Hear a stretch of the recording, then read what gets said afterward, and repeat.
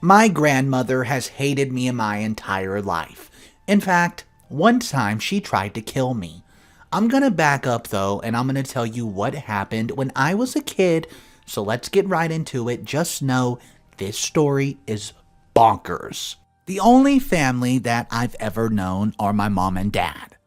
My granddad tries to be a part of our lives and send us money every now and then, but that was without my grandmother's knowledge. That woman has hated me from the first time she saw me, but I just never knew why. She was a completely different person with my cousins, but whenever she saw me, she would always get angry. My parents were not that well liked in the community, which has mostly stuck-up people who pretend like they're perfect. Just because my parents had me when they were both 18, they were kicked out by their families, and no one was ever left them to forget it. My grandparents were so disappointed in my dad that they completely cut him off and kicked him out, even refusing to pay his college tuition, so he had to drop out before he even started. My parents are honestly the most hardworking people that I know, and they've done all they can to make sure that I have everything I need at their expense. My father is the best dad in the world, very protective of me. I'm much closer to him than I am to mom. We just have a very close friendship, even though, over the years, they were more included in family things because my granddad made sure of it. My grandmother would use every chance she got to be mean to my mom and me.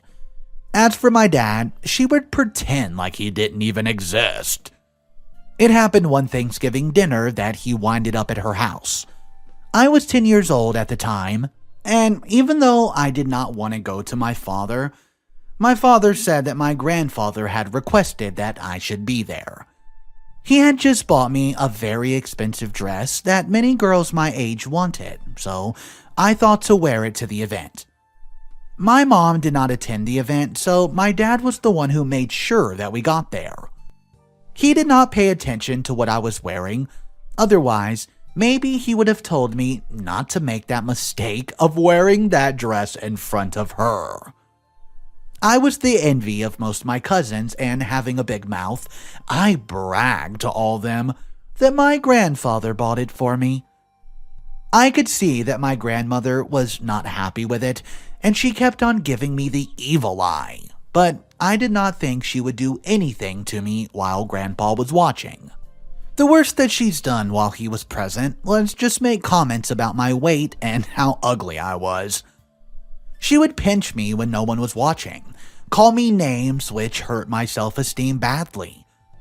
I did not tell my dad anything because I knew he would just get sad, and I hated seeing my father sad.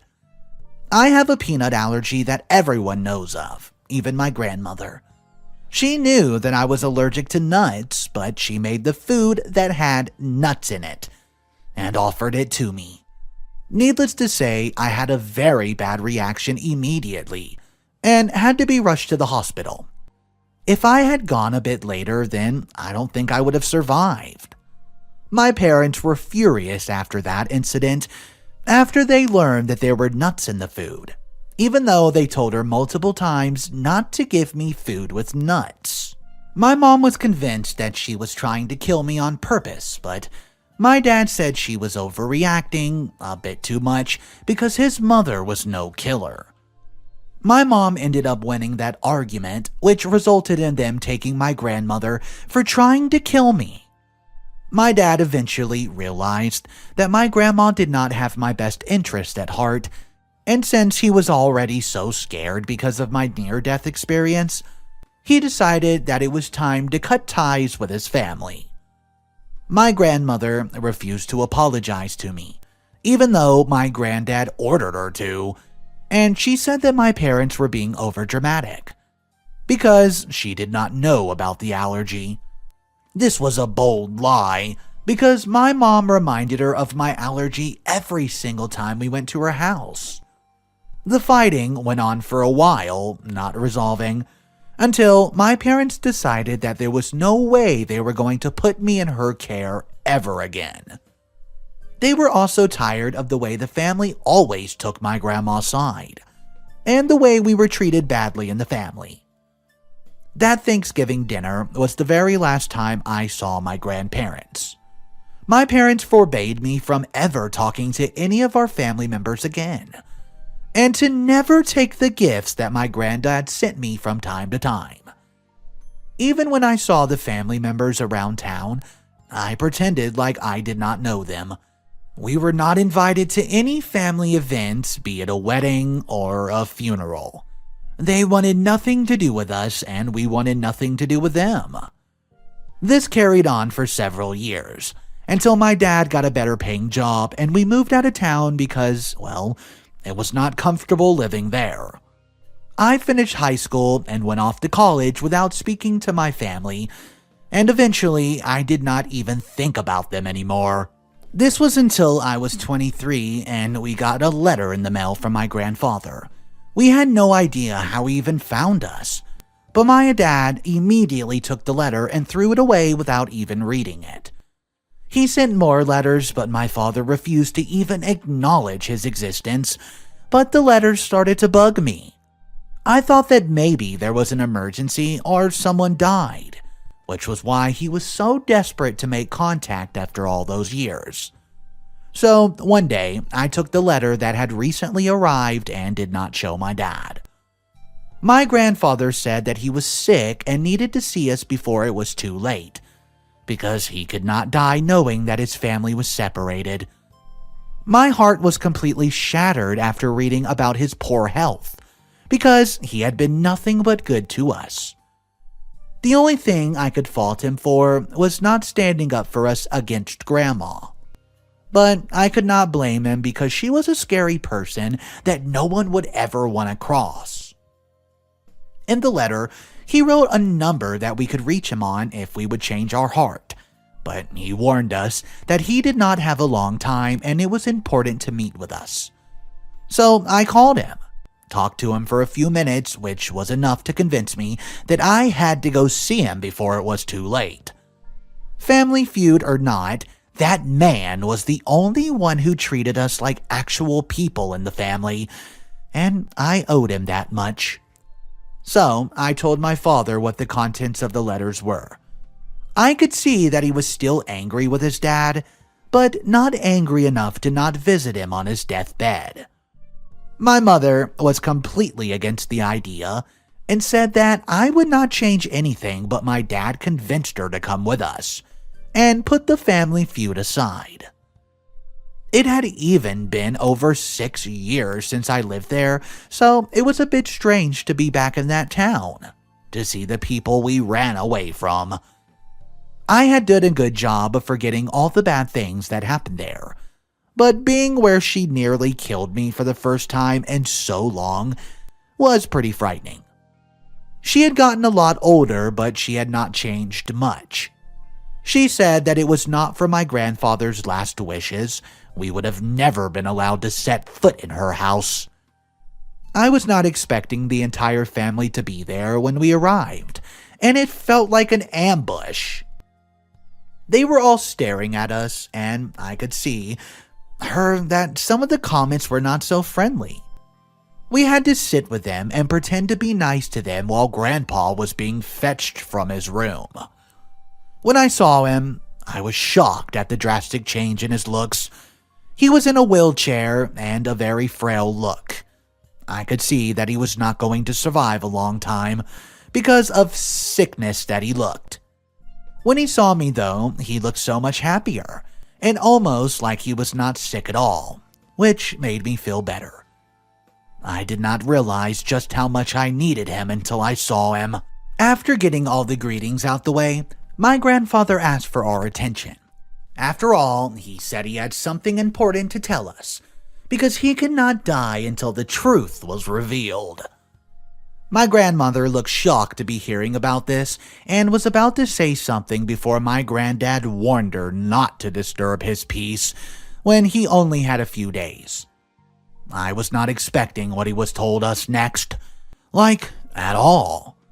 The dark secret that he revealed changed everything about who I was and made me question a lot of things about myself.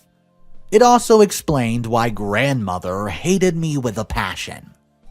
He said that many years ago he had an affair with an 18-year-old girl. A girl who was dating his son, and the results of that affair was a child. His wife found out and gave him a choice to make her abort the baby, but he did not want to.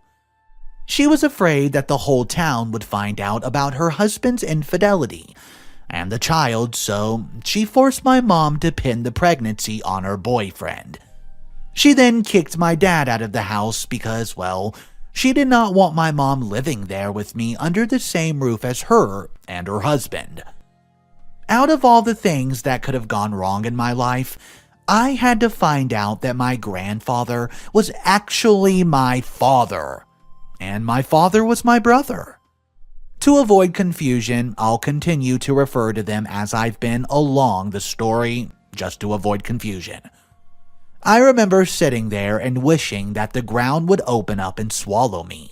It was not just me whose life was ruined that day, because my father suffered a deep betrayal as well. There was so much commotion and arguments as soon as he said that I was his child. I could not believe that my mother could keep something like that from him. My whole life had been nothing but a lie, and I had suffered so much hatred all because of her lie.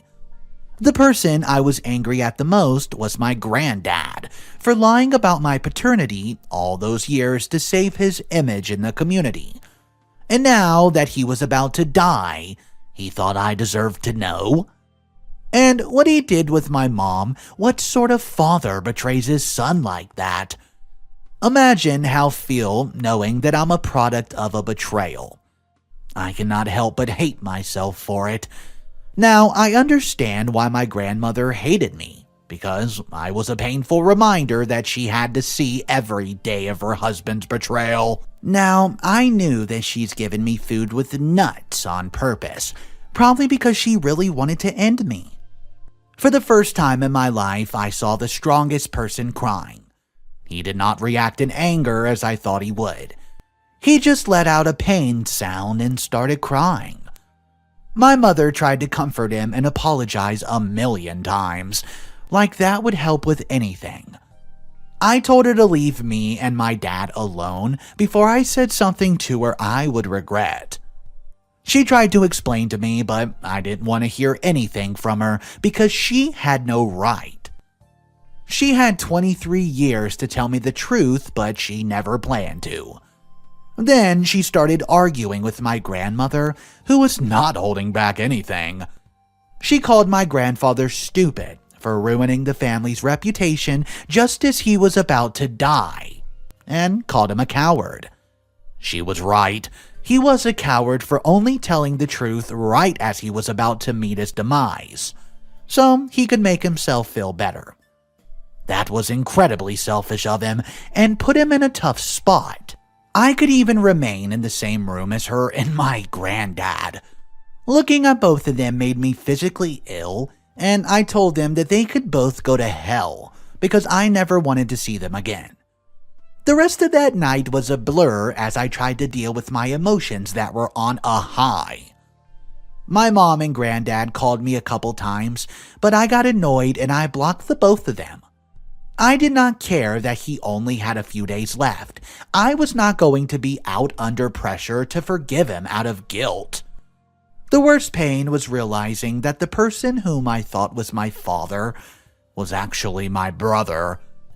I just wished that it was all one terrible nightmare that would come to an end, but it was just the beginning. I found out that my granddad passed away the next morning through a social media post, since he had been very respected in the community. All the anger that I was holding evaporated as I realized that I was never going to get a chance to know my real dad, and it was all his fault. I was crashing at a friend's house on that day, but I managed to get hold of my father after trying for so long. I knew that only he would understand to know all the right things to say. When I saw him, he was a mess. not feeling well because he's been drinking the whole night.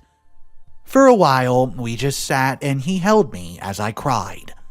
He was telling me it's going to be okay, but I did not believe that either of us believed it. After a while, I felt a whole lot better and could actually talk. He said that even though he was betrayed by Mom, I was still his daughter and would always be no matter what, because he raised me. He also told me that he had been unhappy in his marriage with Mom, but this was the last straw and he was going to file for a divorce as soon as the funeral was done with. In terms of opening up, that was the best that I was going to get from my dad. So, with a heavy heart and so much confusion, we laid my real dad to rest. I'm not at peace with how things went down, and his wife clearly did not want me there. But the family members put pressure on her to allow me to say my last respects. I do not think that she'll ever love me. How can she when I'm a reminder of his infidelity? And then to top it off, I was invited to the will reading. My dad and I both got a sizable fortune, which my grandmother was not happy about. She was raging to the point where I thought she was going to carry through with what she tried with the peanuts. I do not even want the money. I just need him back so I can get some sort of explanation. It's been a while now, and the truth has settled, but I still have so many questions. I could ask my mom, but we're not speaking at the moment.